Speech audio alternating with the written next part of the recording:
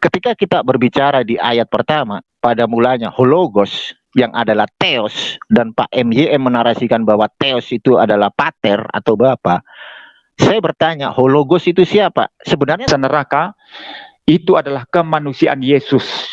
Ya. Ya hadi, ya bashir, ya tabibi, nabiyullah khairu khalqi, khairu khalqi jami'an, lahu a'lamana sibi wal marati, salatullahi ma lahat kawaki, ala bil khairi ma.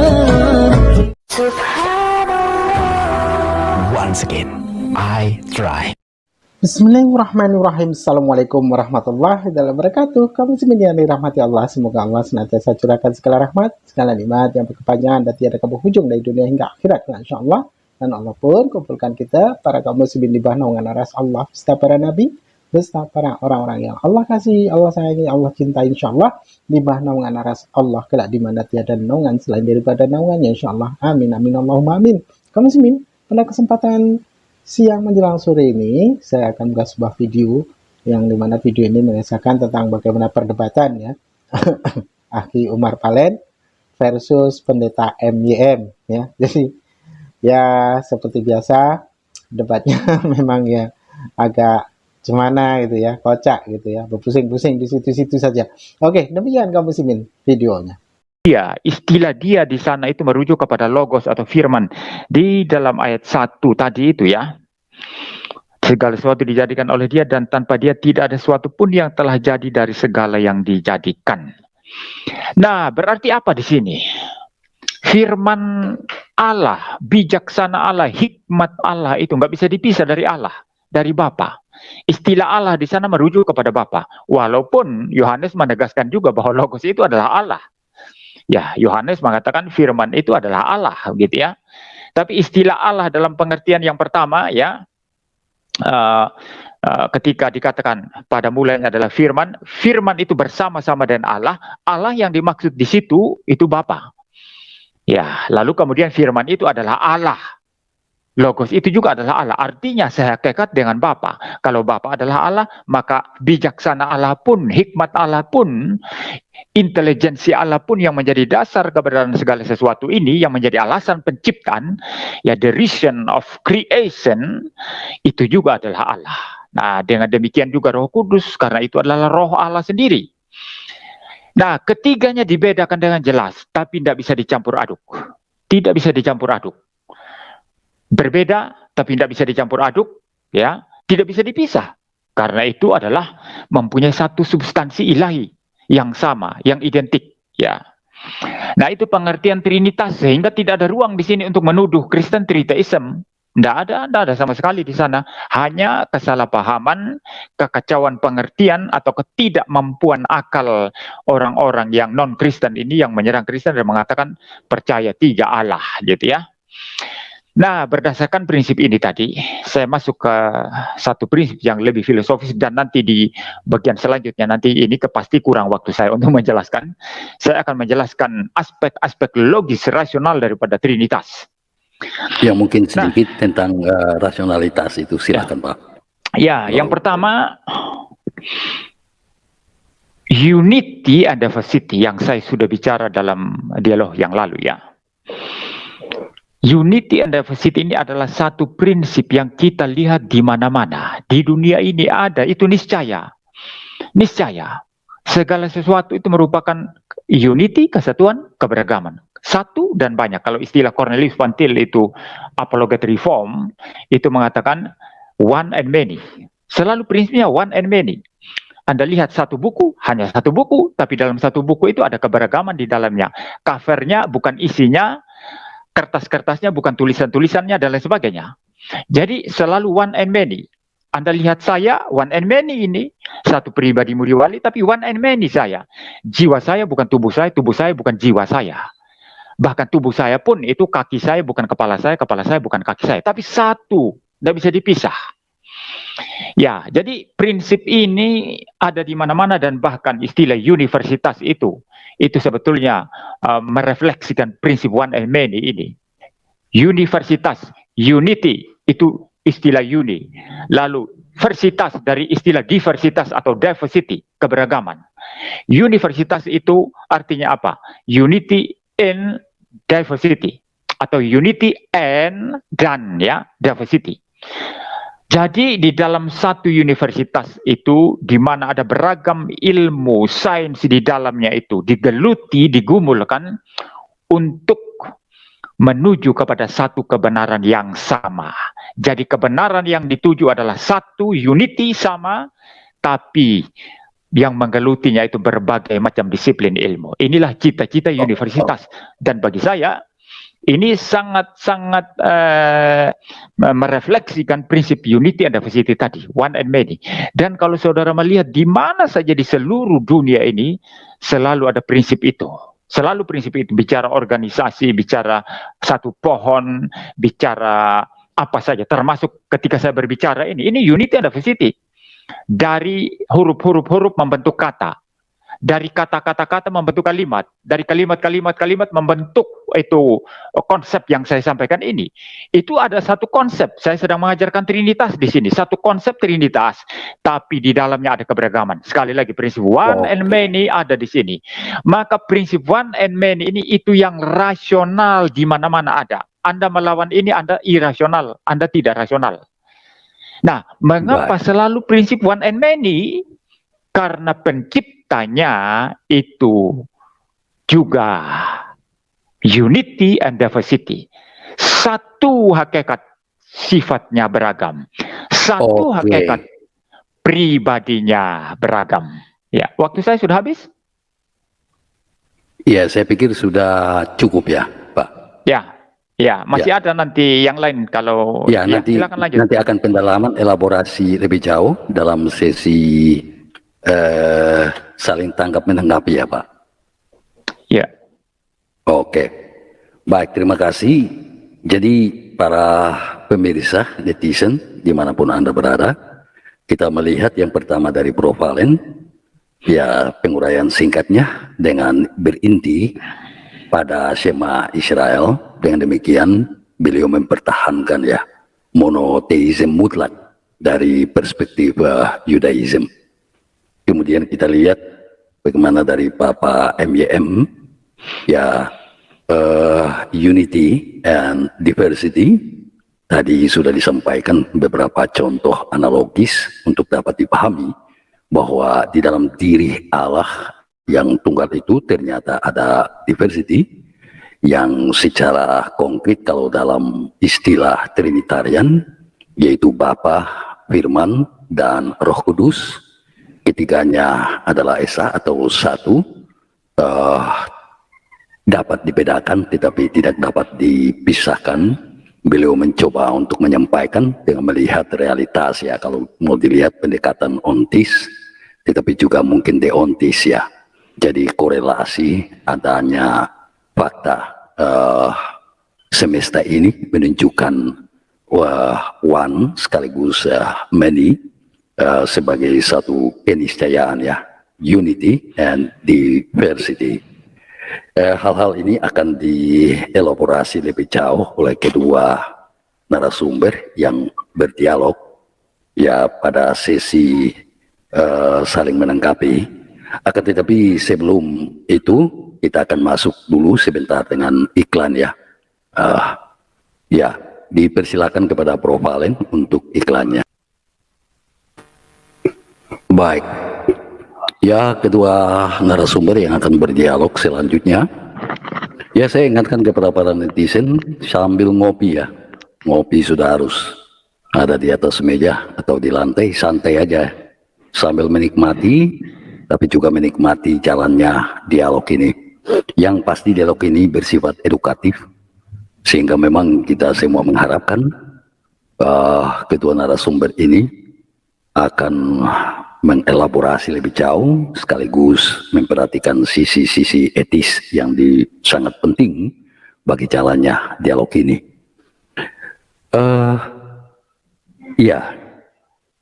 Kita tahu misalnya Thomas Aquinas, dia berkata bahwa pembicaraan tentang Allah dengan menggunakan pendekatan univokal maupun equivokal kelihatannya tidak cukup untuk mendeskripsikan siapa dan bagaimana Allah itu.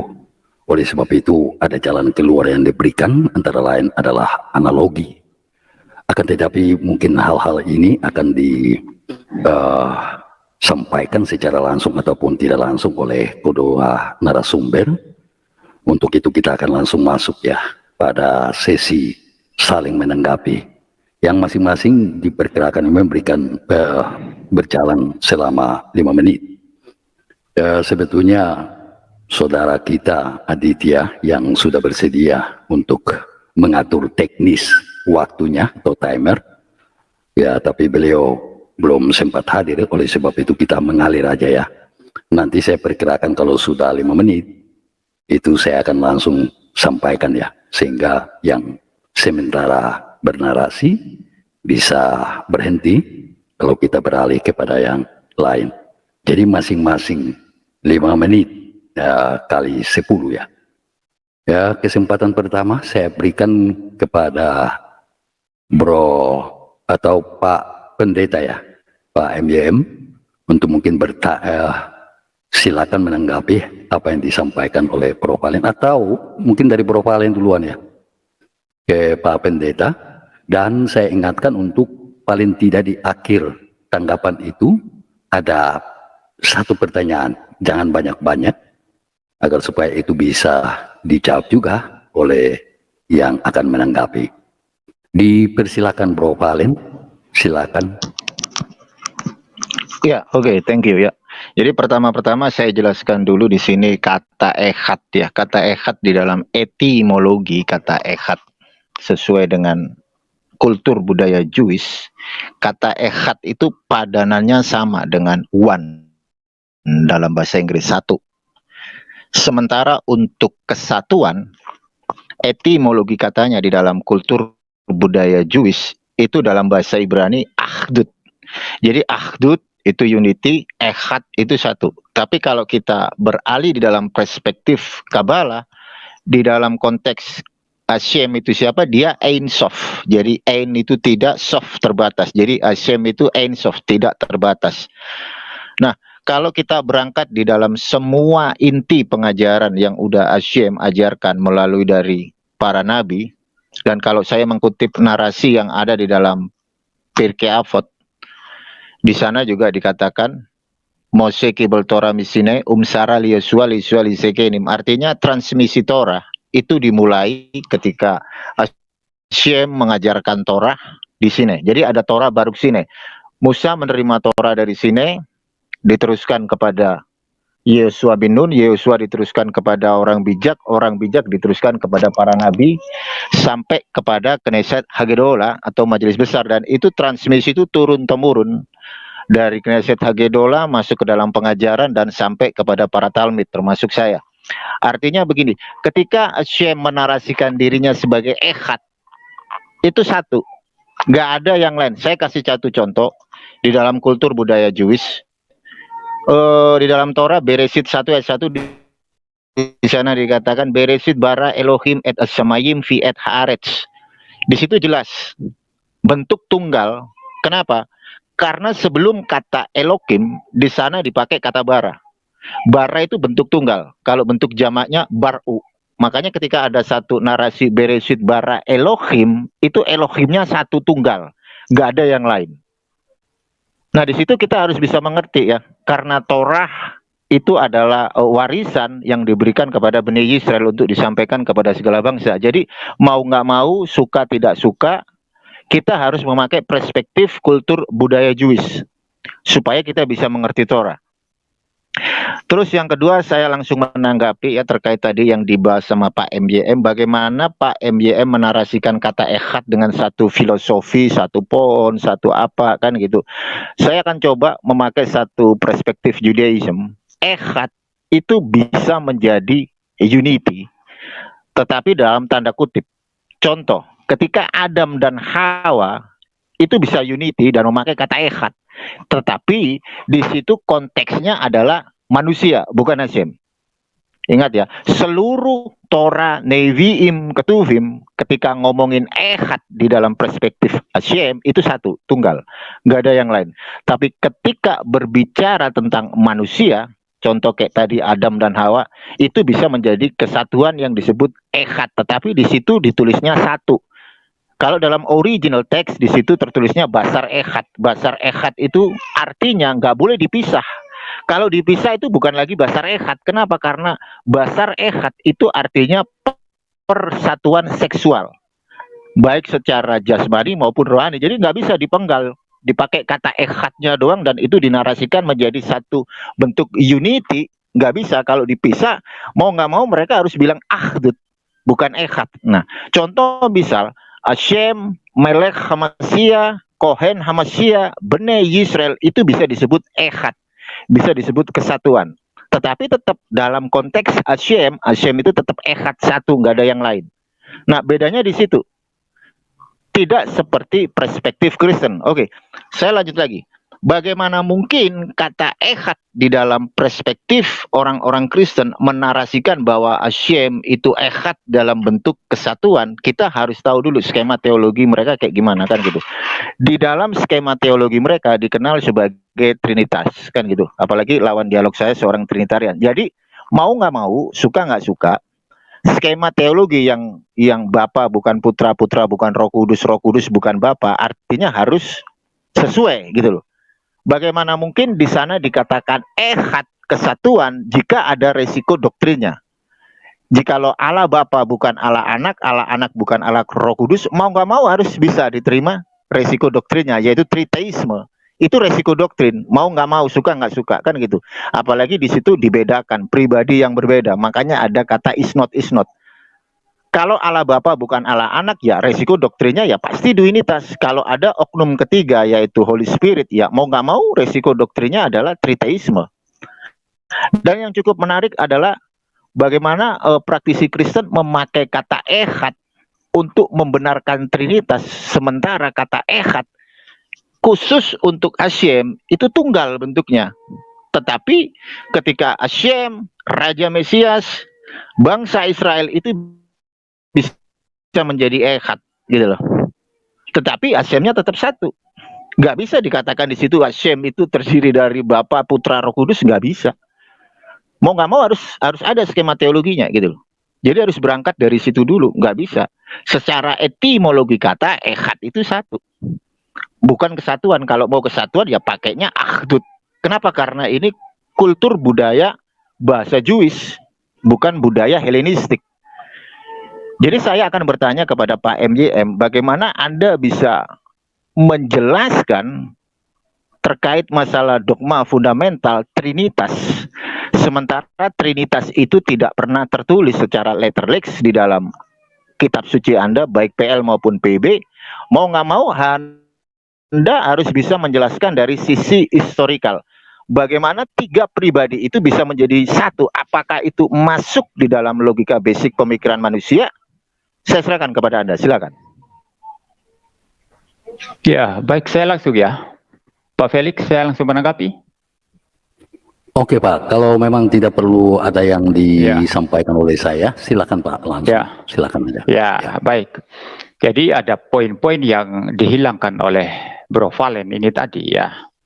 Jadi kalau poin-poin itu dihilangkan, memang kelihatannya Kristen mengajarkan triteisme. Ini sama dengan Islam juga memandang Kristen. Yang ditekankan hipostasisnya.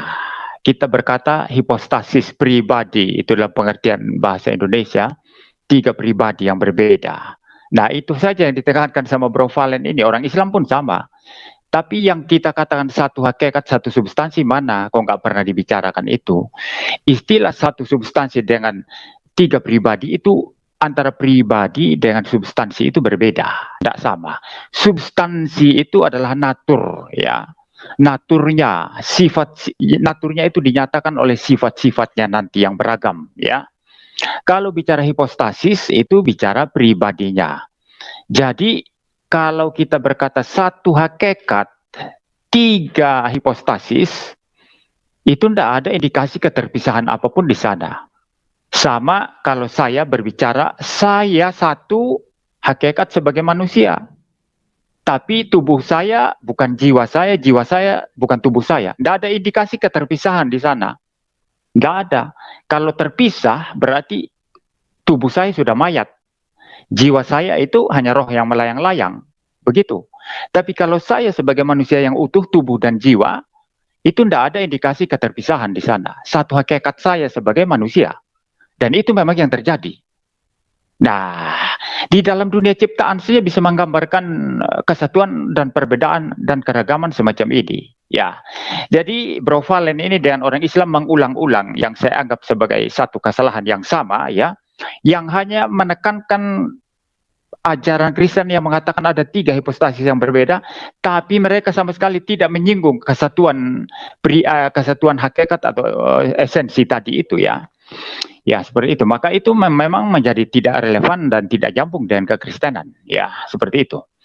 Maka tidak ada tidak ada hubungannya dengan orang Kristen menyembah 3 Allah. Karena kita hanya menyembah satu Allah. Satu-satunya Allah. Hakikatnya hanya satu, substansinya hanya satu. Tapi di dalam diri yang satu substansi itu ada keragaman pribadi. Ya, seperti itu. Lalu sebelum saya tetap singgung masalah ekhat ini tadi, yang Mas Valen ini harus menjawab nanti, saya meminta itu relasi antara konsep monoteisme dia dengan ciptaan ini.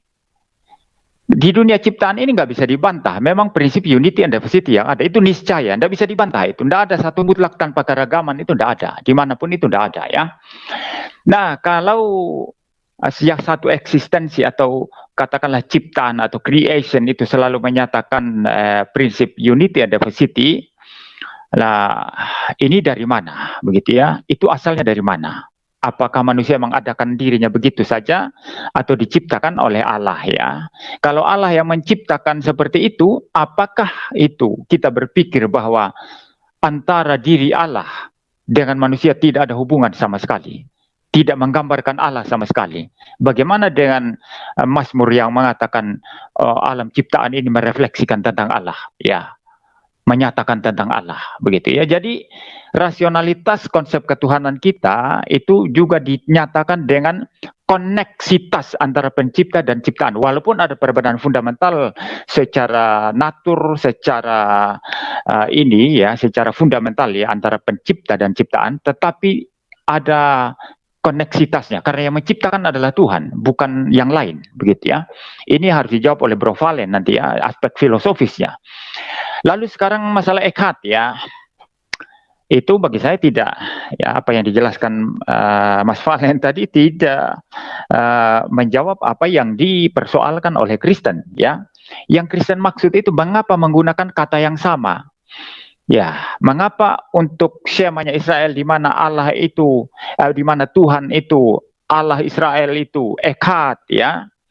Kata ekhat yang sama dipakai juga dalam Kejadian 2 ayat 24, persatuan antara Adam dan istrinya, antara Adam dan Hawa tadi ya, yang dikutip Saudara Valen tadi ya.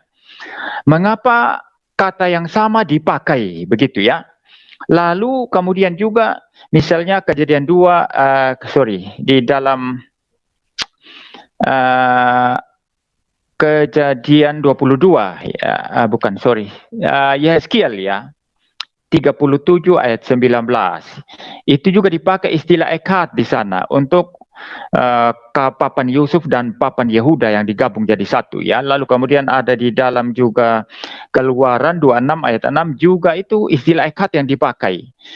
Nah, mengapa untuk merujuk persatuan papan Yehuda, papan Efraim, papan Yusuf, persatuan Adam dan Hawa, begitu ya. Itu kok menggunakan istilah ekhat, persatuan antara bagian-bagian tenda kemah suci dalam Keluaran yang saya kutip tadi itu digunakan istilah ekhat, sedangkan untuk tunggal yang memang satu tunggal seperti itu kok menggunakan istilah yang lain, yaitu yang namanya yakid ya. Ini perlu dijelaskan secara rasional. Mengapa misalnya anak tunggal Abraham yaitu Ishak ya, istilah yang dipakai di sana itu adalah yakid, ya. Itu di dalam, sebentar ya, saya lihat Kejadian, sebentar, Kejadian berapa ini? Ya, nanti bisa dibuka ya. Mungkin moderator bisa, Tidak kalau salah, ada itu Kejadian bisa. 3. Kejadian 3 itu. Enggak. Yang Mengenai Abraham anak tunggal. kelahiran. Enggak, bukan Oh. Kejadian 3, Pak. Ya, nanti moderator bisa tampilkan, bisa share screen mungkin ya, bisa. Ini di dalam Kejadian Ya. 22 ayat 2 ya, di mana Tuhan memberitakan Abraham untuk mengambil anaknya yang tunggal. Nah, istilah tunggal di sana itu yakid yang dipakai.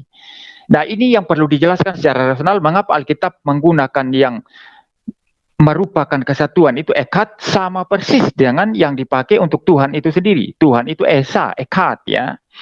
Tapi untuk yang tunggal dalam pengertian satu, betul-betul anak tunggal seperti anak Abraham ini, Kejadian 22 ayat 2, itu dikatakan istilah yakid. Ini butuh penjelasan yang rasional ya, mengapa begitu ya. Kita tidak bisa hanya berkata ini begini, teksnya begini, tapi penjelasan rasional penggunaannya. Kenapa bisa begitu ya? Nah, ini yang oleh orang Kristen yang dijadikan alasan rasional bagi orang Kristen. Memang ya, untuk Tuhan itu sering itu dirujuk sebagai memiliki kejamakan. Tuhan yang satu, bukan yang berapa, bukan yang 2, 3 Tuhan, tidak. Tuhan yang satu itu dirujuk memiliki kejamakan. Nah, kalau istilah Elohim bagi saya tidak terlalu meyakinkan. Mungkin orang Trinitarian lain mungkin pakai istilah Elohim itu untuk menjelaskan istilah itu saja. Elohim itu sudah menyatakan jamak itu, tapi saya kurang meyakinkan kalau saya ya. Tapi Pak, mungkin saya ingatkan sebentar, saya ingatkan saja, jangan sampai Bapak lupa. Pertanyaan Bro Valen, bagaimana Anda menjelaskan dogma Trinitas sementara tidak tertulis di dalam Alkitab? Ya, itu nanti saya akan jawab terakhir. Silakan Pak. Jadi misalnya istilah, baiklah kita menjadikan manusia menurut gambar dan rupa kita, ya begitu ya. Itu adalah istilah-istilah yang memang digunakan dalam Alkitab itu yang merujuk kepada kejamakan, ada kejamakan dalam diri Allah begitu. Misalnya di dalam Kejadian berapa itu ya? 19 pasal 19 kalau saya tidak salah, di mana Allah menghukum Sodom dan Gomora, di mana dikatakan Tuhan itu menurunkan api belerang dari atas, dari Tuhan dari langit begitu ya. Seolah-olah di sana ada 2 Tuhan begitu ya. Tidak merujuk kepada 2 Tuhan yang terpisah atau apa, tapi memang pengertian Kristen itu antara Bapa dengan firman-Nya, dengan logosnya yang nggak bisa dipisah, tapi bisa dibedakan dengan jelas. Terakhir, mengenai itu tadi, istilah Trinitas ya, itu pertanyaan yang saya kira sebetulnya itu pertanyaan yang tidak terlalu penting ya. Kenapa tidak terlalu penting? Ada banyak hal yang kita gunakan dalam peristilahan tapi tidak tercatat dalam teks-teks yang kita yakin mendukung argumentasi kita. Itu ada banyak sekali itu ya. Islam pun ya, kalau ditanya tauhid itu di mana? Tidak ada. Itu kemarin siapa namanya itu, Kores itu mulai ambil itu istilah yang merujuk kepada tauhid. Itu bukan tauhid itu, dan itu pun nggak bicara tentang konsep Allah. Itu bicara tentang agama yang satu begitu ya. Jadi tauhid pun tidak ada dalam Al-Quran ya begitu ya. Nah, istilah Trinitas ini dipakai karena Alkitab memang mengajarkan Allah yang seperti itu. Ya, di dalam Perjanjian Lama indikasi mengenai kejamakan pribadi Allah itu begitu bertebaran di mana-mana ya. Yang kedua, di dalam Perjanjian Baru Tuhan Yesus sendiri menyatakan dengan sangat jelas ya, ketika merumuskan tentang baptisan Kristen. Ya, seperti itu. Jadi sangat-sangat jelas, dan misalnya Rasul Petrus saja dalam pertama Petrus itu menyebut ada Allah Bapa, ada Roh Kudus, ada Yesus Kristus begitu ya. Jadi memang mengindikasikan kejamakan pribadi Allah, dan di dalam Perjanjian Baru menjadi jelas kejamakan itu bersifat ketigaan ya, Bapa, Putra atau Logos dengan Roh Kudus begitu. Nah, kalau begitu yang diajarkan Alkitab, kenapa istilah Trinitas menjadi sesuatu yang tidak bisa digunakan? Itu istilah yang sangat mewakili dan sangat merepresentasikan ajaran Alkitab. Ya, saya kira begitu. Dan saya tegaskan lagi, yang Bro Valen perlu jawab ini adalah Iya. koneksitas daripada penciptanya dengan ciptaan yang selalu menunjukkan unity and diversity. Yang kedua, mengenai istilah echad kok bisa seperti itu ya. Saya minta penjelasan rasional begitu ya. Saya kira itu. Oke, baik. Terima kasih Pak MYM. Ya, Bro Valen. Jadi jawaban daripada Pak MYM tadi, ternyata beliau sampaikan bahwa sekalipun istilah Trinitas itu memang tidak eksplisit, tetapi penalaran tentang Trinitas itu kan biblikal ya, kalau kita mau simpulkan seperti itu. Sementara pertanyaan dari Pak MYM untuk Bro Valen nanti, ketika menanggapi, jangan lupa menjawab pertanyaan beliau, relasi antara monoteism dengan ciptaan ya, dengan mengingat soal unity dan diversity tadi, kemudian echad dan yahid. Ya, untuk itu saya serahkan kepada Bro Valen. Dipersilakan. Ya, oke. Suara saya kedengar, Pak Felix ya? Merdu, sangat baik. Silakan, silakan. Ya, oke. Terkait koneksi antara Hashem dengan ciptaannya jelas ya. Di hari penciptaan itu Hashem terkoneksi dengan semua ciptaannya gitu loh. Mulai dari ayat pertama sampai kelar penciptaan di hari ke-6 itu bagaimana Hashem yang bentuk tunggal. Makanya di Torah, di Beresit 1:1 itu bentuk tunggal. Beresit bara Elohim itu bentuk tunggal. Kata itu sudah menjadi bentuk tunggal gitu. Makanya ada kata bara di situ, saya jelaskan kan. Bara itu bentuk tunggal. Kalau bentuk jamak itu barku. Sementara Pak MYM menarasikan bahwa ada kejamakan Elohim kan gitu. Masalahnya di sini, jamak itu jamak pribadi apa jamak kemuliaan? Beda loh. Pluralnya itu majesty ataukah pribadi atau oknum. Masalahnya di situ. Tetapi dalam iman Kristen selalu memakai jamak pribadi kan gitu, bukan jamak kemuliaan. Dan kalau kita berbicara terkait masalah perihal echad dan yahid, saya akan jelaskan sedikit ya terkait masalah echad dan yahid. Kalau kita berbicara echad di dalam perspektif Judaism, echad itu mewakili satu yang lebih dalam. Makanya tadi awal di dalam perspektif Torah kita ngelihat bahwa kata echad itu padanannya sama dengan kata bahasa Inggris one yang artinya satu. Dan kalau ini mau saya lebarkan lagi di dalam Quran, padanannya sama dengan ahad yang ada di surah Al-Ikhlas ya. Saya nggak mau membahas tentang Quran dulu. Saya lanjut. Dan untuk kata yahid ini adalah satu yang tidak bisa mentolerir yang namanya jamak. Jika makhluk atau elemen lain dimasukkan ke dalam persamaan dalam konteks yahid, maka yahid tidak lagi menjadi kata yahid. Ini kultur budaya bahasa Jewish, Pak MYM ya. Semoga bisa disimak. Jadi kata echad merupakan perpaduan dari berbagai elemen menjadi keseluruhan yang harmonis dalam konteks manusia, ciptaan, nah seperti itu. Kalau echadnya Hashem itu satu dia, nggak terbatas gitu loh. Makanya ada perspektif yang ada dalam Torah dan di Kabbalah. Dan echad itu tidak dapat dirusak oleh jamak pribadi. Nggak bisa. Karena itu nanti akan mengakibatkan Hashem itu lebih dari satu gitu loh. Berbeda dengan jamak kemuliaannya ketika ada kata kita. Itu Hashem lagi menunjukkan kemuliaannya dia. Hashem sedang berada di dalam sidang ilahi. Hashem sedang berbicara kepada umat ciptaannya untuk menunjukkan kemahakuasaan dia. Jadi echad itu tidak dapat dirusak oleh jamak pribadi sebab ia menggunakan jamak sebagai unsur kemuliaan dia antara dia, ciptaan, dan segala sesuatu yang sudah dia ciptakan. Kalau kita ngelihat echad, kita teringat di dalam mitzvot yang paling utama ya, pada konteks Shema Yisrael. Dalam Devarim 6 ayat 4 sangat jelas, Shema Yisrael Hashem Elokeinu Hashem Echad. Di sana menyatakan bahwa Hashem itu satu, yang diucapkan oleh orang-orang Israel, bahkan praktisi Judaism mengucapkan itu semua, dan akan terwujud di era Mesiah. Tetapi apakah kata echad itu ideal untuk mengekspresikan kesatuan ilahi? ini pertanyaan yang menarik ya. Tergantung kita ngelihat Hashem itu ehad yang bagaimana gitu. Sementara kata ehad kalau kita membahas tentang Hashem mau nggak mau satu. Nggak bisa diartikan Hashem itu plural dalam jamak pribadi. Nggak bisa. Kalau jamak kemuliaan masih bisa lebih logika. Bagaimana mungkin Hashem itu dia pluralnya itu dalam bentuk pribadi, ada oknum pertama, oknum kedua, oknum ketiga, sekalipun itu dinarasikan substansi atau hakikat. Nanti saya akan membahas terkait masalah filosofi itu ya. Nah di sini kata ehad dan yahid harus dipakai di dalam padanannya yang sesuai dengan kultur budaya Jewish.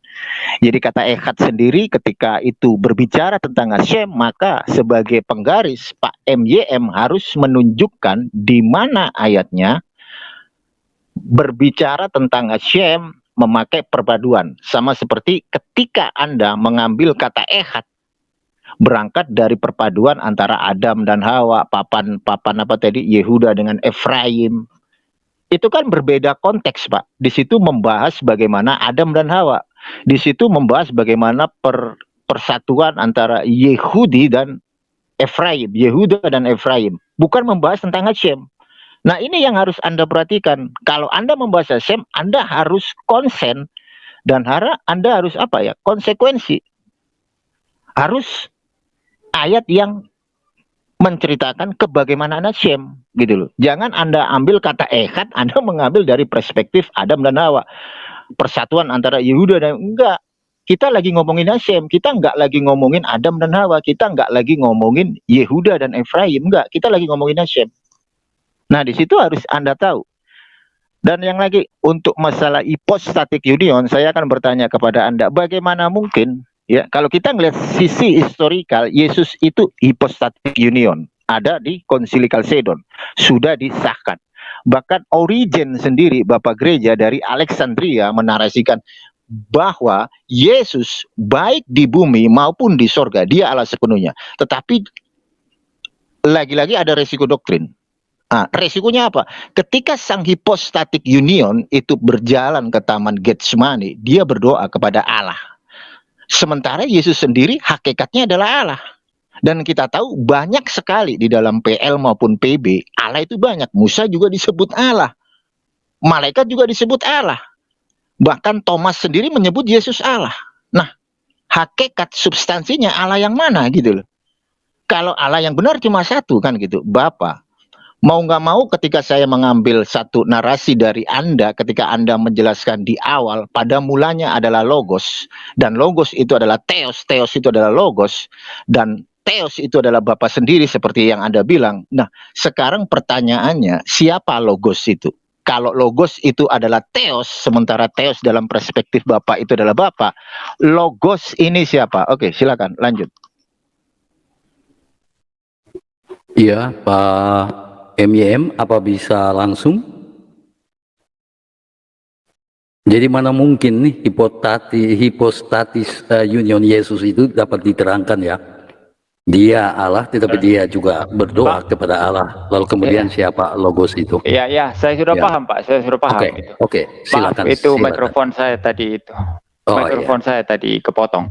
Baik, nah, langsung. Ini sebetulnya kita sebelum masuk ke dalam bagaimana inkarnasi Kristus sehingga agak melebar ini Bro Valen ini.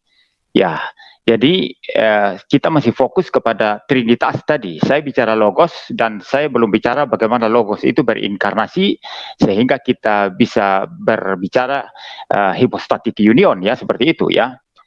Ya, jadi saya kesampingkan dulu ini ya, pertanyaan tentang ini ya nanti. Yang pertama-tama saya kembali kepada Bro Valen tadi yang mengatakan bahwa ya, ekad kalau Allah itu ya memang one, satu ya, tidak bisa ditafsir sebagai kesatuan misalnya yang terjadi pada Adam dan Hawa atau yang saya kutip tadi Yehezkiel itu papan Yehuda dan papan Yusuf atau papan Efraim begitu ya. Ya, yang saya tanyakan sebetulnya penjelasan rasional mengapa menggunakan kata yang sama. Itu yang saya belum dapatkan dari tadi ya. Mengapa menggunakan kata yang sama ya? Alasan rasional di balik itu apa? Itu yang saya tanya. Lalu yang kedua begini. kalau memang istilah ekhat itu dalam wilayah ciptaan itu sudah diakui brofalen, itu bisa digunakan dalam pengertian kesatuan, ya misalnya Adam dan Hawa, papan Efraim, papan Yehuda, begitu ya, atau bagian-bagian kemah tabernakel dari kitab Keluaran yang saya kutip tadi yang disebut ekhat, dijadikan satu, begitu. Kenapa untuk Tuhan, kenapa pakai ekhat? Kalau memang betul-betul yang dimaksud penekanannya adalah Tuhan dalam pengertian satu mutlak, mending sebagaimana Bro Valen katakan tadi, gunakan istilah yahid kan lebih tepat. Karena memang yahid itu menurut Bro Valen tadi itu tidak, itu menegasikan elemen-elemen apapun yang menjadi penyatu ya, yang menjadi kesatuannya nanti. Itu memang betul-betul tunggal katanya. Berarti yahid berarti. Nah, mengapa kenapa apa namanya semanya orang Israel ini mestinya nggak usah pakai ekhat, pakai yahid lebih tepat menurut saya. Kalau saya ikut logikanya Bro Valen. Nah, maka sampai di sini saya belum mendapat penjelasan yang rasional ya. Mengapa istilah ekhat dipakai untuk ciptaan yang merujuk kepada kesatuan, ya unity, tapi kok untuk Allah pakai istilah yang sama, tapi dipertahankan oleh Bro Valen sebagai one, tunggal, memang one itu satu, bukan masalah kejamakan apapun katanya begitu ya. Kenapa tidak pakai yahid saja? Nah, ini yang Bro Valen harus jawab ya. Berikan saya penjelasan rasional mengapa istilah ehad ditempatkan seperti itu. Ya, lalu yang berikut mengenai Trinitas tadi ya, yang Bro Valen juga singgung tadi. Terutama masalah ini ya, yang substansi ya, yang saya katakan tadi itu tidak pernah disinggung itu ya, yang ditekankan Bro Valen ini sama pihak Islam hanya 3 pribadi yang berbeda, itu 3 Allah terpisah. Itu berarti saya sudah menunjukkan tadi alasan rasional di balik itu, bahwa tidak harus itu menunjukkan keterpisahan, jamak tapi punya kesatuan. Dan oleh karenanya tidak merujuk atau mengindikasikan keterpisahan apapun.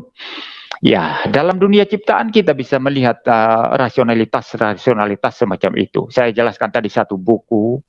Ya, satu buku. Kalau dipisah-pisah ya bukan satu buku lagi, kertasnya dirobek-robek, sampulnya dibuang-buang, ya itu udah barang pecah belah ya, sudah jadi kertas yang sudah disebar-sebar ya, begitu ya, yang sudah nggak karu-karuan. Tapi kalau satu buku, dia ada covernya, ada isinya, ada kertas-kertas di dalamnya, ada jilitannya dan lain sebagainya, begitu. Itu satu, nggak bisa dipisah, tapi ada keragaman di dalamnya.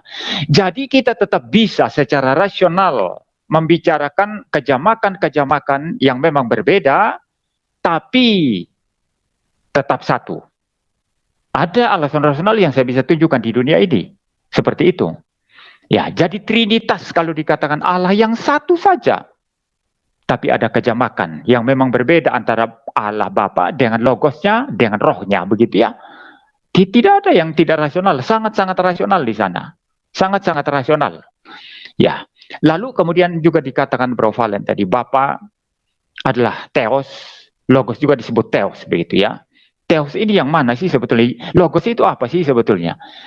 Nah, membicarakan tentang Allah dengan ciptaan itu memang ada perbedaan fundamental. Domainnya itu sangat-sangat berbeda. Ketika kita berbicara Bapa yang adalah Allah, maka Allah yang tidak terbatas ini mempunyai logos yang tidak terbatas, atau hikmat bijaksana yang tidak terbatas, mempunyai roh yang tidak terbatas. Dan oleh karenanya konsekuensi logisnya, bijaksana Allah yang tidak terbatas itu, yang dibedakan dari Allah itu sendiri, itu mempunyai substansi Allah, karena sama-sama tidak terbatas dari Allah, sama seperti Allah. Ya, kalau saya yang terbatas ini, ya apapun yang menjadi bagian-bagian daripada saya, walaupun merupakan satu kesatuan daripada saya, tetap terbatas, tetap ciptaan, tetap creation. Ya, tetapi kalau Allah, hikmat Allah tidak terbatas, maka mempunyai substansi Allah. Roh Allah tidak terbatas, maka mempunyai substansi Allah. Ya, apa problemnya di sini? Tidak ada problem sama sekali. Jadi Allah yang satu hakikat itu, yang satu substansi itu, mempunyai 3 pribadi yang berbeda, dan 3 pribadi yang berbeda ini masing-masing memiliki substansi ilahi yang sama, yang tidak terbatas, yang maha hadir, yang adalah pencipta, yang maha suci dan lain sebagainya. Itu sangat-sangat rasional, sangat-sangat rasional. Ya, sama seperti kalau saya katakan Muriwali terbatas, pikiran Muriwali terbatas. Oh, itu logis memang. Logis memang. Tangan Muriwali terbatas, tubuh Muriwali terbatas, jiwa Muriwali juga terbatas. Itu logis. Tapi kalau Bapa memiliki logos, Bapa tidak terbatas, logos tidak terbatas, roh Allah tidak terbatas, itu logis. Apa yang tidak terbatas ini, itu jelas mempunyai kualitas keilahian. Maka bijaksana Allah, yaitu logos, mempunyai kualitas keilahian yang sama dengan Bapa. Roh Allah yang tidak terbatas itu mempunyai kualitas keilahian sama dengan Bapa, sama dengan logosnya. Ini sangat-sangat rasional sih sebetulnya. Maka rasionalitas macam apa yang kita mau bicarakan? Nah, di bagian berikut nanti ini saya mau serahkan kepada Bro Valen. Ya, di bagian berikut nanti saya akan menanyakan pertanyaan kritis sekali yang harus dijawab oleh dengan cara yang sangat rasional oleh Bro Valen. Bagaimana mempertahankan monoteisme mutlak itu, dan kita melihat nanti logik di balik itu apa. Ini yang saya mau tanya nanti ya. Ini mah kalau orang-orang Islam yang sering debat sama saya tidak paham lah argumentasi ini lewat ini ya, kasih komentar ini kan saya ngintip-ngintip komentarnya ini ya, banyak komentar-komentarnya itu yang tidak nyambung lah mereka itu. Tapi ini tingkat tinggi ya. Saya harap Bro Valen bisa masih nyambung dengan saya. Ya, jadi saya ingatkan gini Pak, sebelum saya tutup begini. Istilah ekad yahid. Pak, sorry, ada pertanyaan ini yang mungkin jangan sampai dilupakan.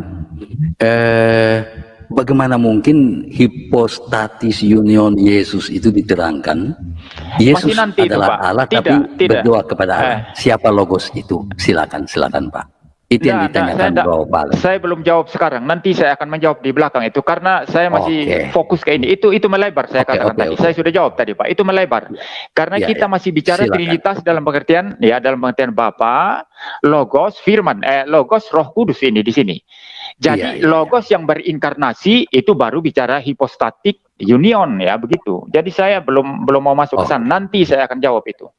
Baik. Ya, jadi kita fokus ini dulu Pak. Ehad Yahid tadi, mengapa kalau Allah itu memang satu, itu kenapa tidak pakai Yahid? Kok pakai Ehad begitu ya?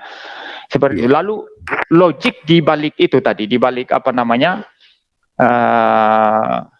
Apa tadi itu mengenai substansi dan substansi monoteisme itu. Ya, substansi dan ketigaan pribadi Trinitas yang saya sudah jelaskan itu logik ya. Bantahan Mas Valen apalagi begitu ya. Ya, saya kira itu Pak.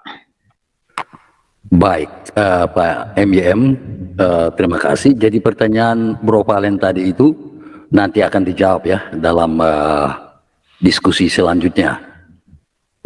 Jadi pertanyaan dari Pak MYM, kalau boleh saya katakan, karena dari tadi mungkin belum ada pertanyaan-pertanyaan yang lain ya.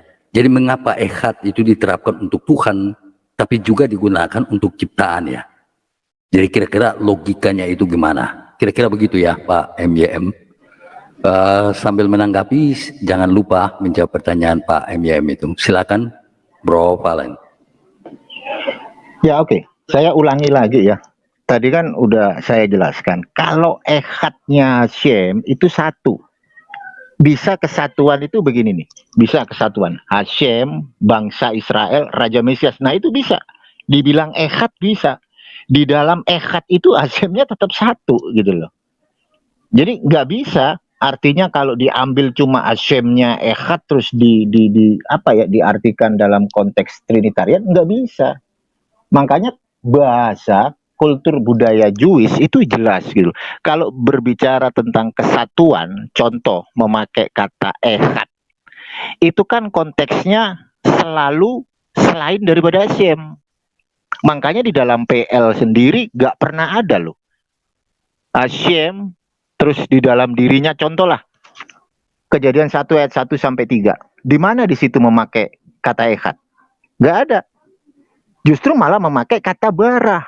Sebelum kata Elohim, akhiran yod dan mem itu bisa jamak, bisa plural gitu. Tetapi sebelum kata Elohim itu dipakainya kata bara. dan sudah menjadi bentuk tunggal, gitu loh. Ketika Hashem, ini Hashem yang satu nih, ketika Hashem dengan bangsa Israel itu bisa dikatakan ehad, gitu loh. Contoh misal, baiklah kita menciptakan manusia menurut gambar dan rupa kita. Itu yang dipakai kita, gitu loh. Kan jamak di situ. Jamaknya apa? Kalau kita mau berbicara secara rasional ya, bukan irasional, Hashem sedang sidang ilahi. Hashem sedang berbicara kepada malaikatnya untuk menunjukkan ini loh kekuasaan saya, gitu. Tetapi kalau itu diperspektifkan dalam konteks trinitarian, maka menjadi irasional, gitu loh. Kenapa? Karena Bapa itu bukan putra, Allah Bapa bukan Allah anak, gitu loh. Bagaimana bisa dibilang kesatuan, dan itu nggak bisa secara rasional, logika basic pemaparan manusia nggak akan nyambung.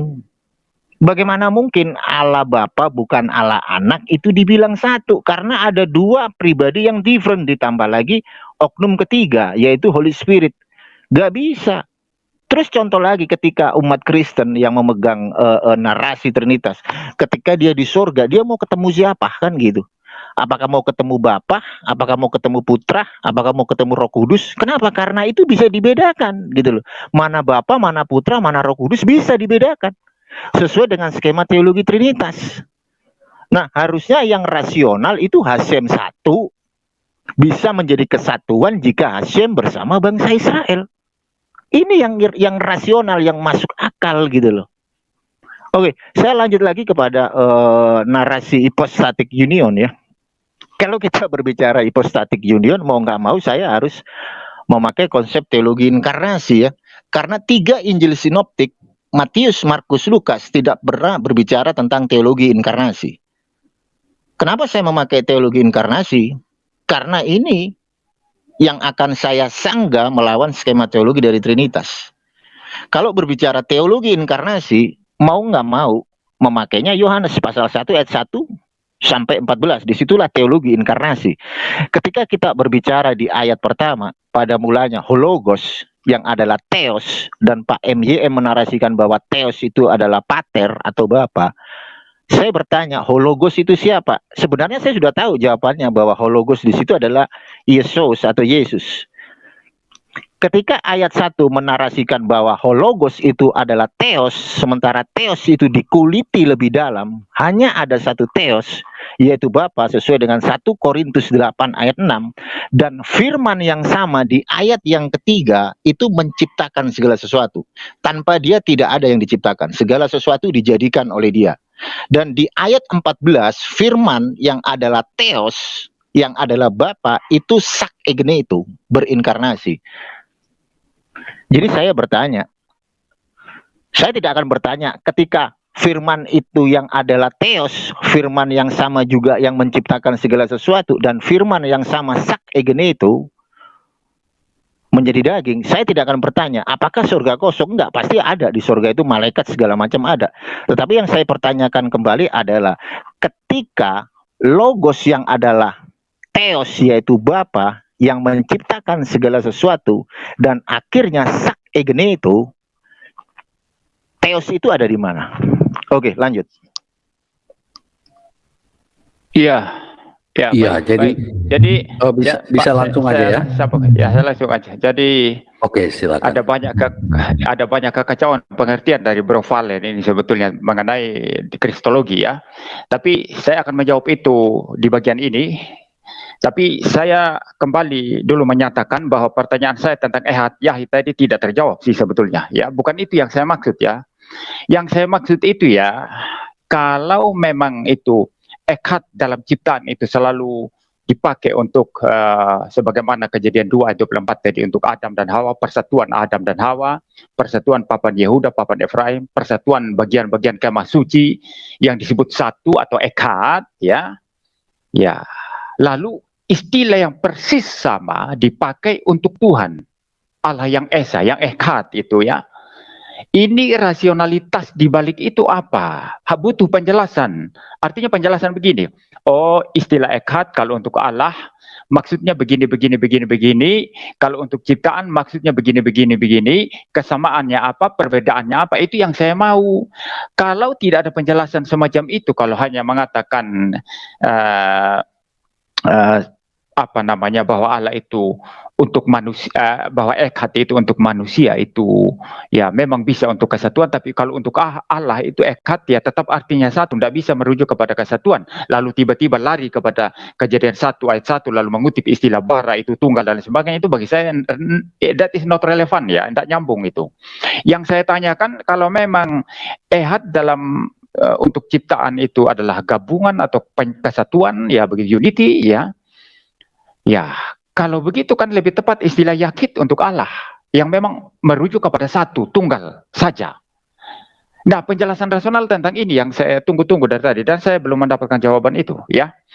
Lalu yang kedua tadi masih relevan dengan penjelasan ini dari Bro Valen adalah ya mengenai kejadian itu tadi 1 ayat 26 mengenai Allah menciptakan manusia, dikatakan istilah kita di sana ya.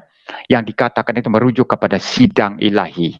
Baiklah kita menjadikan manusia menurut gambar dan rupa kita. Sadar atau tidak, Bro Valen di sini sedang melakukan satu tafsiran yang sebetulnya menurunkan derajat Allah itu menjadi sama dengan ciptaan. Dan kalau hal semacam ini ada dalam konsep Islam misalnya, itu akan sangat-sangat menentang apa namanya tauhid Islam, gitu ya. Atau kalau betul-betul ketat menegaskan keunikan daripada Allahnya orang Yudaism, itu akan apa namanya sangat melukai perbedaan fundamental antara Allah dengan yang dicipta atau ciptaan. Malaikat itu jelas ciptaan itu. Tanak itu mengatakan demikian. Perjanjian Baru Kristen mengatakan demikian. Malaikat adalah ciptaan, diciptakan oleh Allah, ya, seperti itu.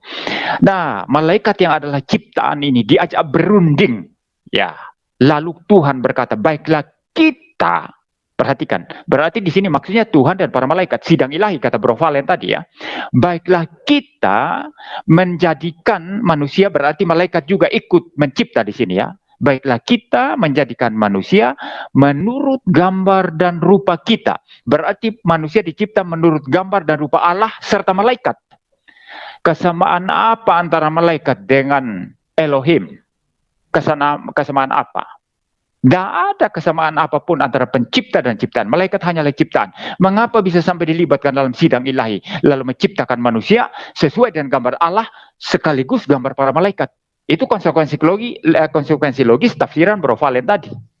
Bagi saya ini dalam teologi Kristen ini kecelakaan besar.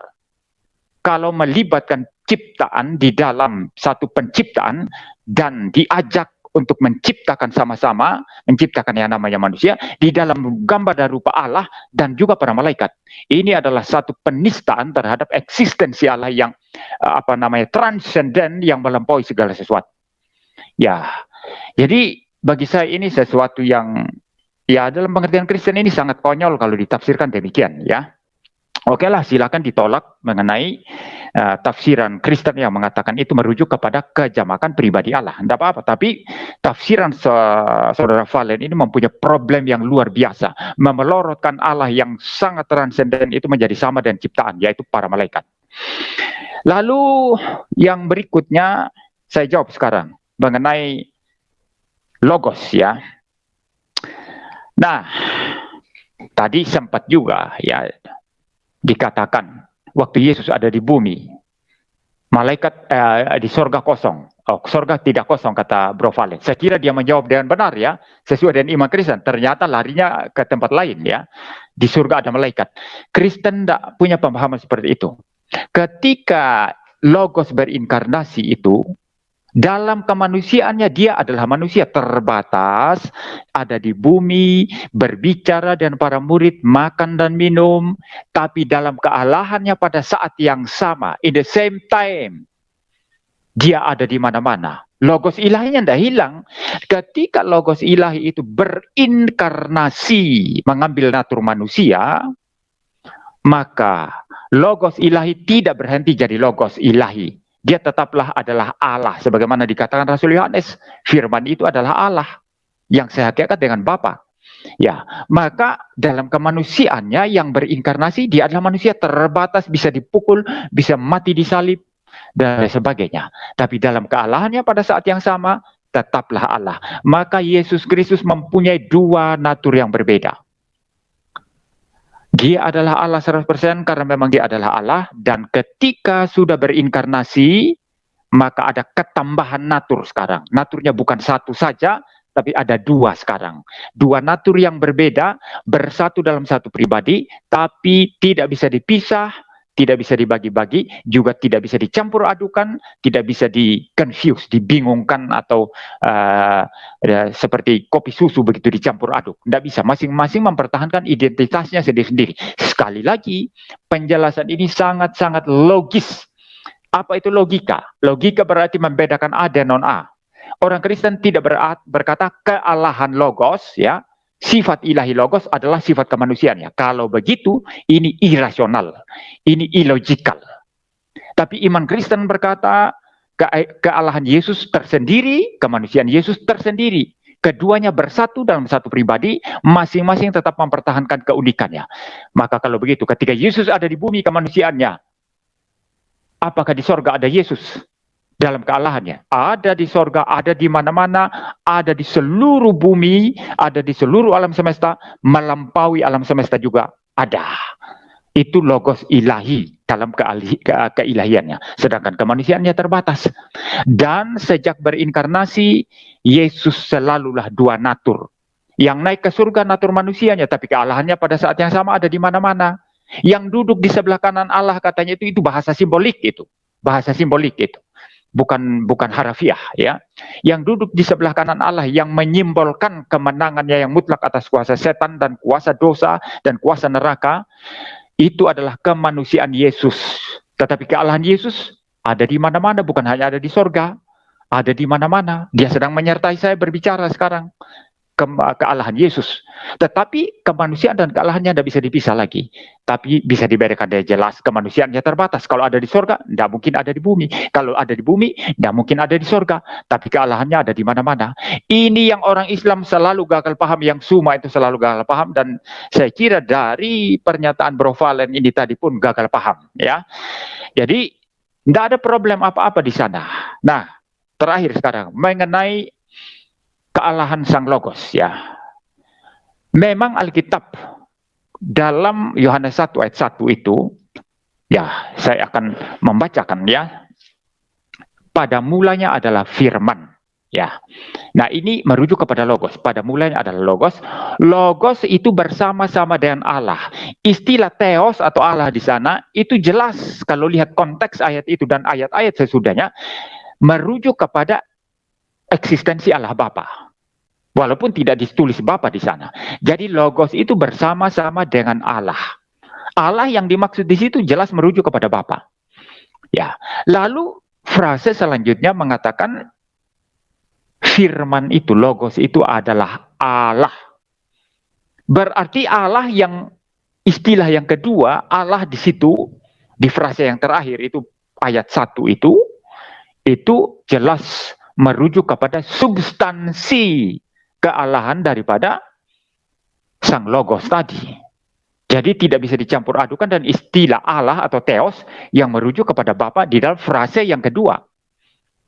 Firman itu bersama-sama dengan Allah.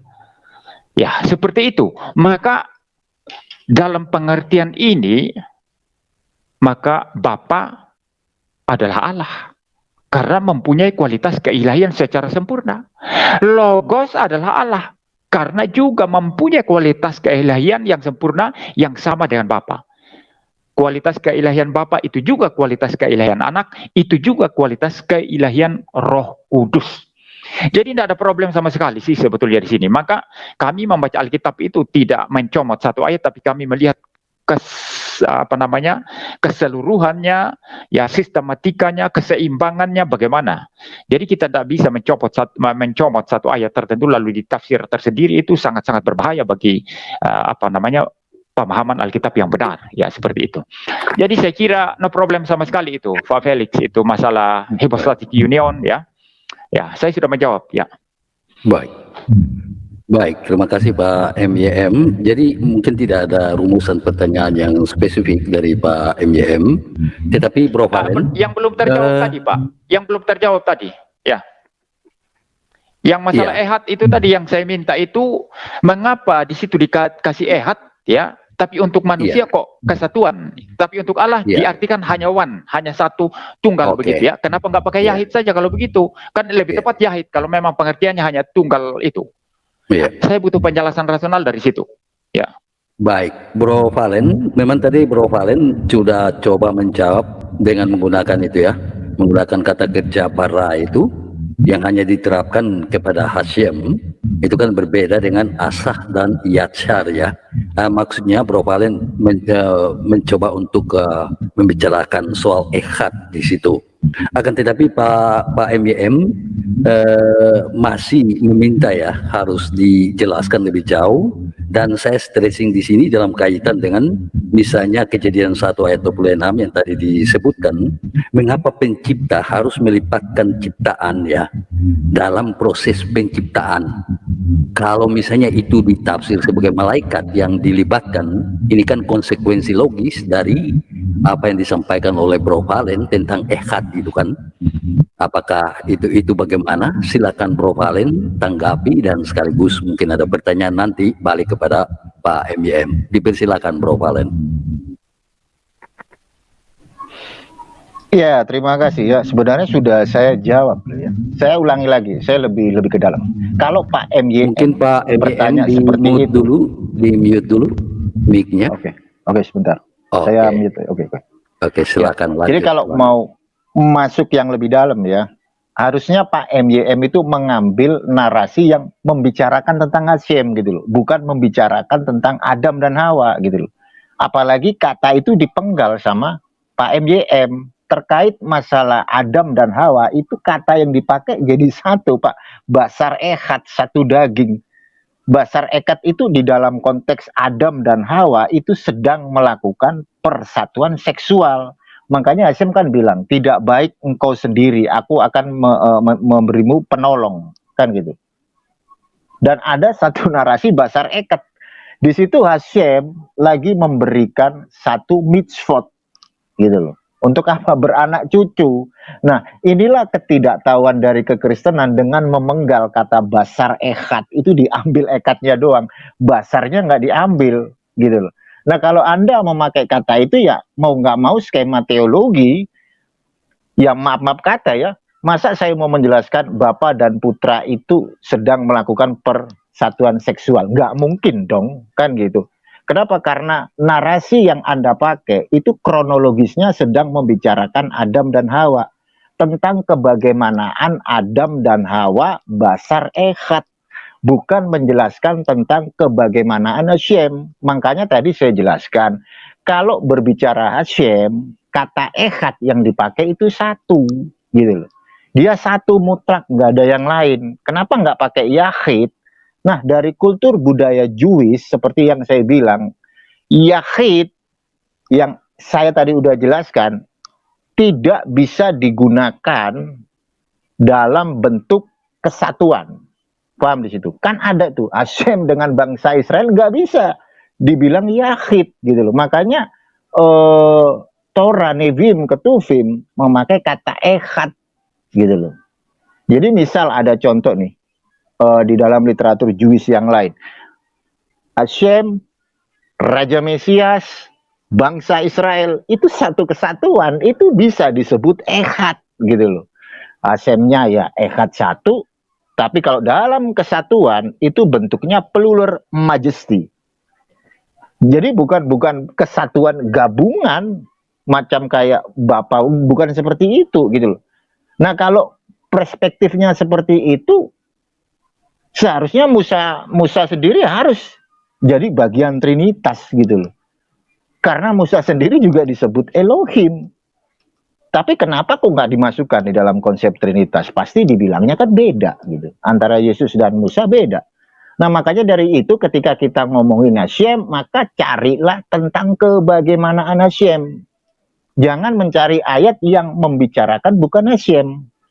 Dan seperti yang saya jelaskan, kalau berbicara Hashem di situ ada kata Echad satu gitu loh. Nggak ada. Selain daripada dia udah nggak ada lagi. Itu kultur budaya Jewish yang dipakai, dan kita sebagai non-Jewish ya kita menghargai gitu loh. Kultur budaya bahasa Jewish yang dikenal sebagai Lashon HaKodesh, ya kita harus menghargai itu gitu. Kita apa? Sementara kalau kita balik ketika kita orang Indonesia terus bahasa Indonesia dirusak dengan perspektif yang lain, ya pasti kita bantah gitu loh. Dan untuk terkait masalah teologi inkarnasi, saya bertanya, Hologos itu siapa gitu loh. Udah pasti dong kalau Hologos itu adalah Yesus kan gitu. Jika Yesus itu adalah Hologos, maka perspektif saya keluar dari point of view saya, pra-inkarnasi Yesus, Yesus Hologos. Sementara Hologos itu adalah Theos yang adalah Bapa gitu. Ketika Anda mengambil perspektif tersebut dengan menarasikan bahwa di situ Theos adalah Bapa, ya sebentar lagi Anda memasuki narasi patripasianisme modalis gitu loh. Anda mulai terjebak dengan satu narasi yang saya angkat membahas teologi inkarnasi gitu loh. Pertanyaan itu sementara bagi saya hanya untuk menjebak Anda gitu loh. Dan Anda tidak sadar Anda menjelaskan teologi inkarnasi, dan Anda mengamini kalau Theos di Yohanes pasal 1 itu adalah Bapa. Sementara Anda belum menjawab siapa Hologos di situ. Ya semua orang Kristen tahu kalau Hologos di situ adalah Yesus. Artinya di situ Yesus adalah Allah Bapa. Nah kalau Yesus itu adalah Allah Bapa, lalu saya mengambil skema teologi Trinitas, ya maaf kata, saya Anda katakan bidat gitu loh. Kenapa? Karena Trinitas sendiri baik dari narasinya Tertullian, Athanasius, Agustinus, Aquinas tidak pernah mempercayai bahwa Yesus adalah Bapa. Nah kalau Hologos itu adalah Yesus dan Theos yang di ayat itu adalah Bapa, dan ketika Logos itu menciptakan segala sesuatu di ayat ketiga, dan di ayat ke-14 Logos itu sak egeneto, saya bertanya Theosnya di mana? Kalau kita berpikir secara rasional, mencermati dari ayat pertama, di sana dijelaskan bahwa Logos itu adalah Theos, yaitu Bapa. Di ayat ketiga, Logos yang adalah Theos yang adalah Bapa itu menciptakan segala sesuatu. Kita beralih di ayat 14 secara rasional, maka Logos yang adalah Theos yang adalah Bapa yang menciptakan segala sesuatu, sak egeneto, menjadi daging. Maka pertanyaan saya seharusnya dijawab, Theosnya di mana? Iya di dalam rahimnya Miriam. Kenapa kok nggak dijawab seperti itu gitu loh? Ya saya juga nggak ngerti, padahal kalau saya menjelaskan dalam skema secara logika basic pemikiran manusia, yang pertamanya itu Logosnya itu adalah Bapa itu sendiri yang menciptakan segala sesuatu, Logos itu berinkarnasi sak egeneto, ya kan itu Theosnya di rahimnya Miriam, mau di mana lagi coba? Anda bernarasi bahwa Allah itu omnipresent, Allah itu ada di mana-mana. Nah, kalau Allah ada di mana-mana, Anda harus juga mengimani apakah Allah ada di neraka. Masalahnya di situ harus dipikirkan gitu loh. Jadi saya kembali lagi berangkat, jika Theos di ayat pertama itu adalah Allah Bapa, terus hakikat daripada Yesus, kealahan Yesus, Anda menyinggung kealahan Yesus. Saya bertanya, Yesus itu kan hypostatic union, sepenuhnya Allah, sepenuhnya manusia di Konsili Chalcedon. Nah, kealahan Yesus ini kealahan yang apa gitu loh.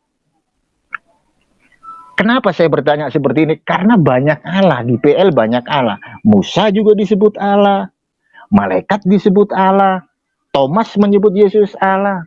Sementara Paulus menarasikan hanya ada satu Allah saja. Nah, kealahan Yesus ini Allah yang apa? Apakah Allah Bapa ataukah Allah Anak? Dan sementara Anda sendiri menarasikan di ayat pertama, Hologos itu adalah Bapa. Ya, maaf kalau misal Bapak MYM itu kilaf, ya nggak ada masalah sih. Artinya apa? Jika Anda menarasikan seperti itu, Anda sudah masuk ke dalam satu narasi patripasianisme modalis. Kenapa? Karena logos di situ adalah Yesus. Sementara Anda menarasikan bahwa Theos itu adalah Bapa gitu. Nah, pertanyaan saya, jika Theos itu adalah Bapa dan logos itu adalah Yesus, apakah Yesus itu adalah Bapa? Silakan. Iya, jadi Pak Ya, Pak MIM. saya langsung aja Pak Felix. Saya langsung aja. Oh, boleh. Pak Felix harusnya lebih tegas. Pak Felix harusnya lebih tegas. Ini Bro Valen sudah putar-putar pernyataan saya dan kemudian menuduh saya patripasianisme ya. Itu Iya. ini sudah melebar kemana-mana sebetulnya. Jadi Bro Valen ini tidak merepresentasikan penjelasan saya tadi. Dia mengarang sendiri, menuduh saya, memfitnah saya, lalu kemudian menyerang saya begitu. Saya jelaskan lagi ya. Ini dengar baik-baik ya. Hologos itu adalah Yesus ya. Hologos ya. Nah, dalam Yohanes 1 ayat 1, pada mulanya adalah firman. Itu logos itu. Firman itu bersama-sama dengan Allah. Allah yang di situ, di frase kedua itu merujuk kepada Bapa itu. Saya tidak mengatakan bahwa istilah Allah yang berikutnya lagi nanti, logos itu adalah Allah atau firman itu adalah Allah, merujuk kepada Bapa. Kalau itu berarti saya patripasianisme. Ini sudah fitnah ini Bro Valen ya. Maka kita harus lebih teliti mendengar penjelasan orang.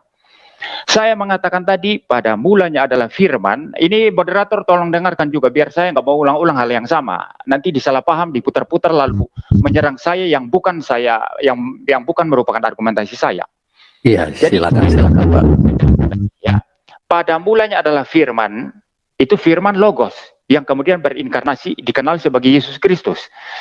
Firman itu bersama-sama dengan Allah.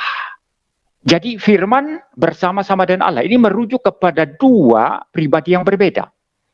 Firman bersama-sama dengan Allah. Saya bersama-sama dengan seseorang.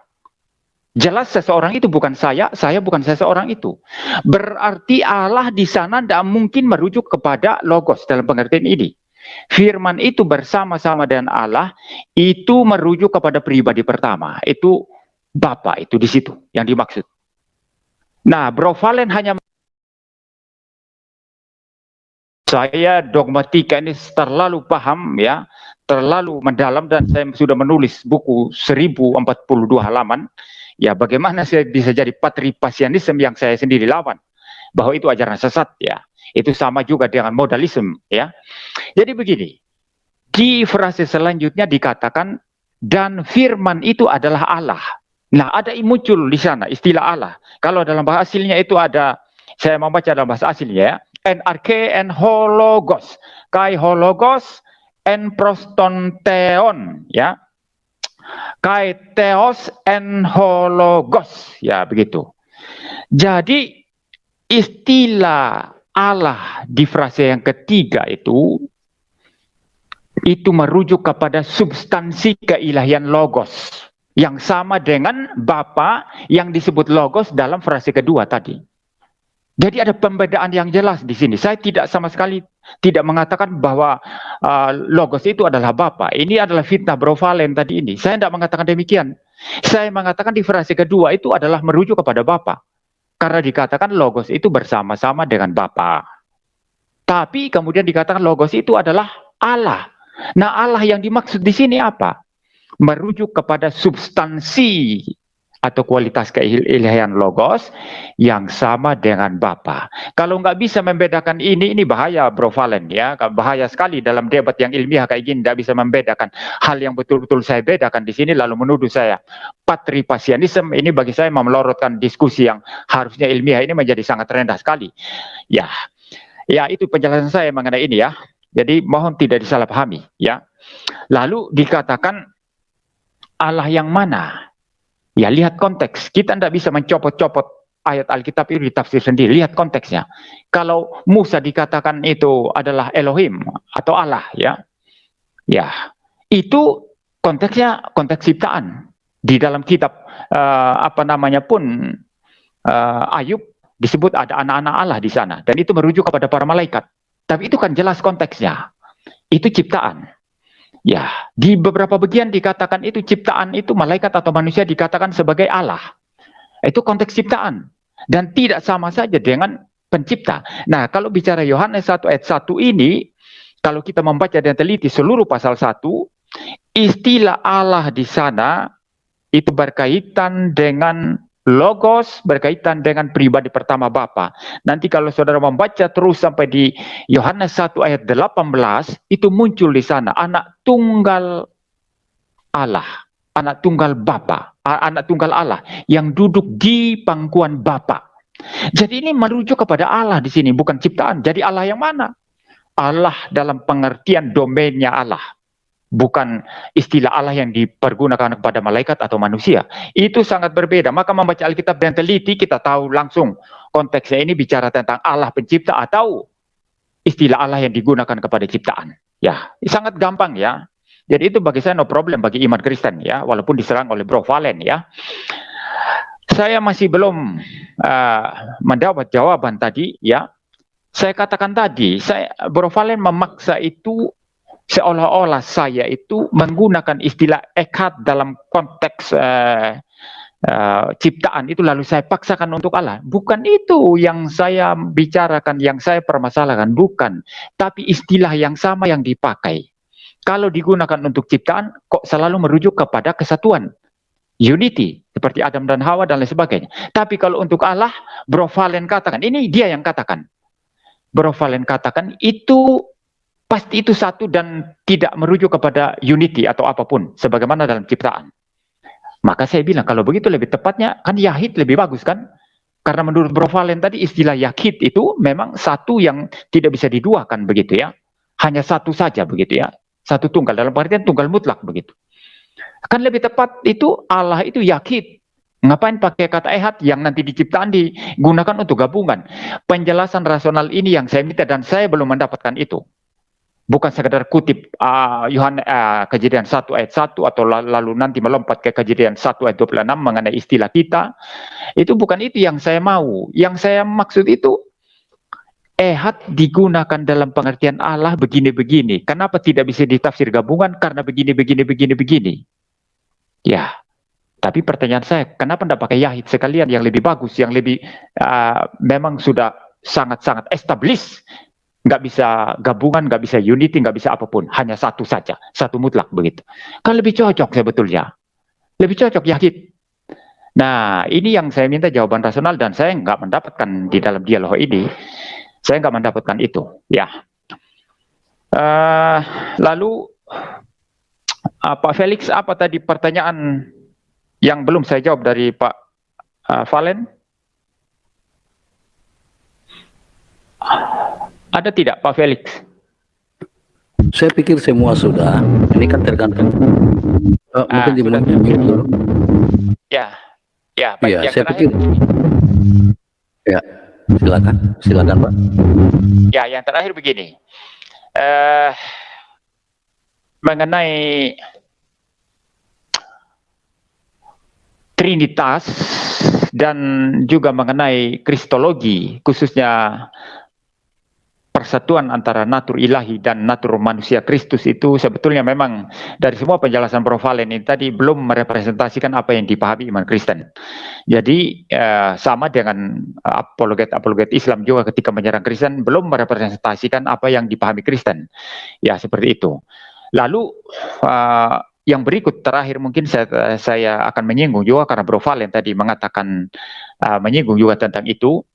Allah ada di mana-mana katanya. Kami percaya itu, saya sangat percaya itu. Sebagai orang reform saya percaya kedaulatan Allah. Dia hadir di mana-mana, tidak ada satu ruang atau tempat pun di mana Allah tidak hadir. Bahkan Allah juga melampaui ruang dan waktu. Itu sebabnya disebut Allah yang transenden. Ya. Dan oleh karenanya, apakah Allah ada di neraka? Allah ada di neraka. Itu orang Kristen percaya, khusus orang reform percaya itu dan ajarkan itu. Kenapa Allah tidak ada di neraka? Apa masalahnya? Penguasa neraka bukan setan. Penguasa neraka adalah Allah Tritunggal. Allah yang mencipta neraka untuk menghukum setan dan seluruh orang-orang durhaka pada akhirnya nanti. Ya, dan Allah lah yang mengendalikan neraka. Dia hadir di sana dalam murkanya yang menyala-nyala. Penguasa neraka adalah Allah sendiri. Jadi no problem, Allah hadir di mana-mana. Kalau dikatakan Allah tidak hadir di neraka, berarti tidak maha hadir dong. Kalau Allahnya Bro Valen itu tidak hadir di neraka, ya tidak maha hadir kalau begitu.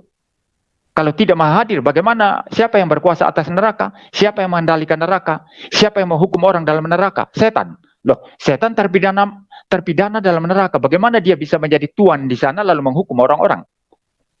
Ya, maafkan saya, ada banyak hal-hal yang saya serang secara menggunakan rasionalitas tadi, yang saya kira Bro Valen harus memberikan jawaban rasional kepada saya. Ya, silakan Pak Felix, lanjut.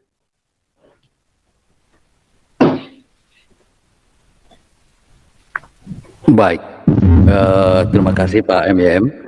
Mungkin di mute dulu, oke.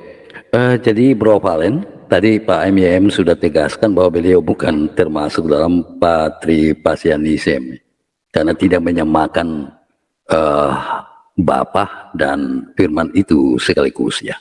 Jadi beliau membedakan, sudah jelas-jelas membedakan antara Bapa dan Firman.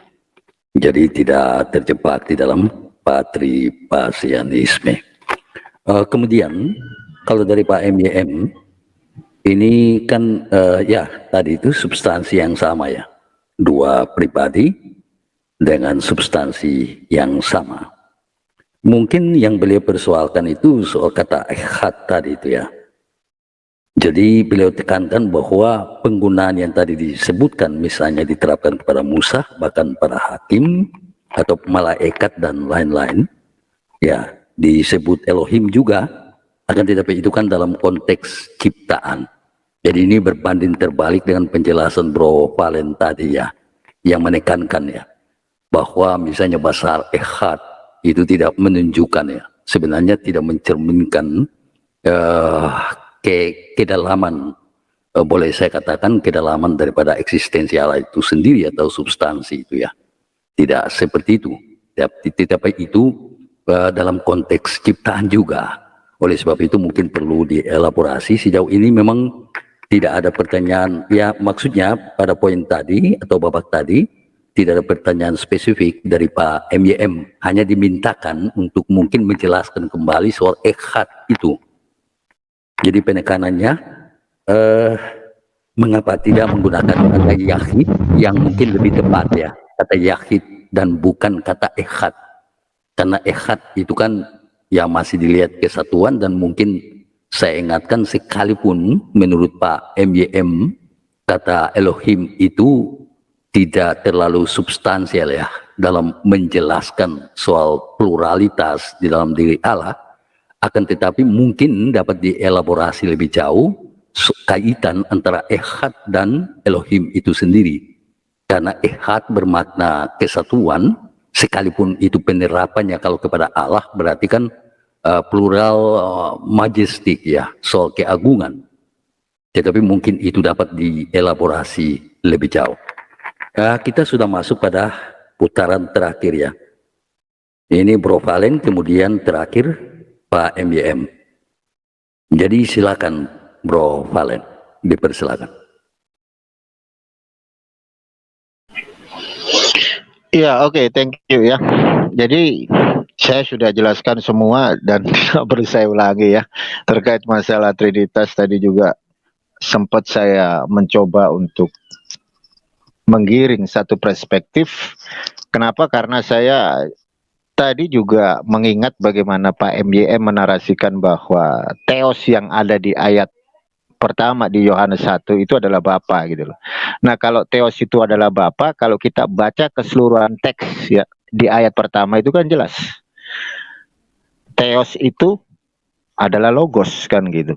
Berarti kalau Theos itu adalah logos, artinya kan gini. Allah Bapa itu adalah logos, sementara logos di situ adalah Yesus. Jadi saya bisa membaca ayat 1 itu, pada mulanya adalah Yesus. Kenapa kok pada mulanya adalah Yesus? Karena Yesus itu prainkarnasi, dia hologos. Pada mulanya adalah Yesus, Yesus bersama-sama dengan Theos, dan logos itu adalah Theos. Kan gitu. Ya mau nggak mau kalau ada seseorang memakai ayat itu ya harus menerima bahwa Yesus itu Allah Bapa gitu loh. Dan itu masuk ke dalam sistem teologinya monarki modalisme yang diajarkan oleh Praxeas yang muridnya adalah Sabellius. Tuhan dengan 3 mode, ya harus menerima itu. Kenapa? Karena ayat itu diambil gitu loh. Kalau dia menolak maka akan jadi satu hal yang membuat mereka sendiri sangat kebingungan gitu loh. Bagaimana mungkin di situ Bapa bukan Putra, sementara ayat pertama sangat jelas Hologos itu Theos. Dan di sana tidak dikatakan Hologos itu bukan Theos, gitu loh. Bukan Theos Bapa ya. Nggak ada di situ dikatakan. Kalau kita kembali lagi ngomongin substansi hakikatnya Yesus yang adalah Logos itu, hakikatnya adalah Theos, yaitu Allah, maka Allah yang mana? Banyak loh. Di PL itu Musa juga sebut Allah, malaikat sebut Allah, Thomas nyebut Yesus Allah. Nah, Yesus ini Allah yang mana? Apakah Allah Bapa? Apakah Allah Anak? Sementara kalau kita mengacu pada Allah Anak, berarti ada konsep duiditas. Ada 2 Allah. Itu irasional gitu loh. Dan bukan irasional. Itu rasional. Kalau ada 2 Allah, ada 3 Allah, itu cukup masuk akal. Kenapa? Karena sangat jelas loh. Kalau dalam skema teologinya Trinitas itu kan Allah Bapa itu bukan Allah Anak itu bukan Allah Roh Kudus itu bukan Allah Bapa. Nah, tinggal masuk akal mana coba? Kalau ada 3 pribadi yang berbeda, bagaimana dikatakan satu? That mystery. Nggak mungkin lah itu misteri kan gitu. Sekalipun Saint Agustinus menarasikan itu misteri dari mana? Bagaimana bisa dikatakan misteri? Orang barangnya udah jelas ya kan. Kalau 3 pribadi itu berbeda, bisa dibedakan, memiliki hayat hidup mandiri, berarti konsekuensinya ada 3 Allah yang berbeda. Kenapa ada 3 Allah yang berbeda? Ya karena gara-garanya mekanter narasi dari Praxeas. Makanya ditaruhlah is not di situ. Coba kalau nggak ada is not, mungkin lebih gampang ngejelasinnya. Tetapi ketika itu ada narasi is not, ya resiko doktrinnya ya ada 3 Allah gitu loh. Ini yang dinamakan bahwa Trinitas itu menolak yang namanya silogisme. Jadi ketika tema itu diangkat monoteistik yang mutlak dengan Trinitas yang bisa dibicarakan secara logika, bagaimana mungkin bisa dibicarakan bahwa Trinitas itu masuk di dalam satu narasi silogisme ketika ada 3 pribadi Allah yang sama-sama omnipotenten, sama-sama transenden, sementara skema teologinya berkata bahwa Allah Bapa itu bukan Allah Anak bukan Allah Roh Kudus. Bagaimana bisa dikatakan satu? Enggak masuk di logika. Kalau kita ngebahas hakikat dari Allah, dari ketiga pribadi tersebut, Bapa itu hakikatnya Allah, Putra itu hakikatnya Allah, Roh Kudus itu hakikatnya Allah. Dari semuanya itu 3 pribadi itu berbeda. Ya terimalah risikonya triteisme gitu loh. Makanya ketika mereka berkata ada satu perdebatan, bagaimana mungkin 3 pribadi Allah yang berbeda bisa dikatakan satu? Maka Saint Augustinus menjawab, that is mystery. Itu misteri Trinitas. Dan jika ada orang yang bisa menjelaskan Trinitas, maka Trinitas bukan lagi misteri kan gitu. Terus bagaimana mungkin Trinitas itu bisa dikatakan 3 pribadi yang tidak bisa dipisahkan? Ketika sang hypostatic union yang adalah Yesus, dia disalibkan. Apakah pribadi Trinitas itu terpisah? Terpisah. Ketika Yesus bernarasi, ketika dia disalib, Eloi, Eloi, lama azabtani, Allahku, Allahku, mengapa engkau meninggalkan aku? Itu Allah meninggalkan tubuh Yesus enggak? Meninggalkan. Terpisah dia dengan Allah. Bagaimana mungkin Trinitas itu nggak bisa dipisah-pisahkan? Toh realitanya terpisah. Kenapa kok terpisah, Bang Valen? Ya bagaimana mungkin Yesus bisa mati, coy? Bagaimana Yesus bisa mati, bosku? Di dalam diri Yesus ada 2 natur. Natur manusia dan natur Allah. Nah, makanya Allah terpisah. Allah nggak berhak disalib dong. Itu secara rasional kan gitu. Kalau natur kealahan Yesus tetap di dalam diri Yesus, Yesus nggak bisa mati loh. Natur dia, natur Allah ada dalam diri Yesus, nggak bisa mati. Makanya ketika Yesus berkata, Eloi, Eloi, lama zaftani, Allahku, Allahku, mengapa meninggalkan aku? Artinya, pemahaman Trinitas yang berangkat dari Athanasius, 3 pribadi yang tidak bisa dipisahkan, harus mengakui bahwa doktrin itu salah. Nah, demikian tadi kaum muslimin ya, yang dimana perdebatan ini memang agak panjang kaum muslimin ya. Jadi mohon maaf karena kalau kita potong-potong ya, nanti tidak dapat poinnya dan itu bisa ya jadi fitnah nantinya. Maka memang harus dibikin lengkap ya, jangan sampai ada yang kurang begitu ya. Jadi kita ambil saja ibrahnya dari perdebatan ini ya, kita dapat menyimpulkan bahwasanya Islamlah agama yang benar, yang dimana Islam itu dapat mampu menjawab dari segala sesuatu apa yang menjadi keyakinan ketika umat Islam itu mengeluarkan hujah, menyampaikan dalil-dalil yang dimana dalil itu disampaikan dari pihak diambil dari kitab orang Kristen maupun dari kitabnya umat muslim itu sendiri. Oke, demikian saja kaum muslimin yang dapat saya sampaikan dan saya akhiri video saya ini. Wassalamualaikum warahmatullahi wabarakatuh. يا هدي يا بشير يا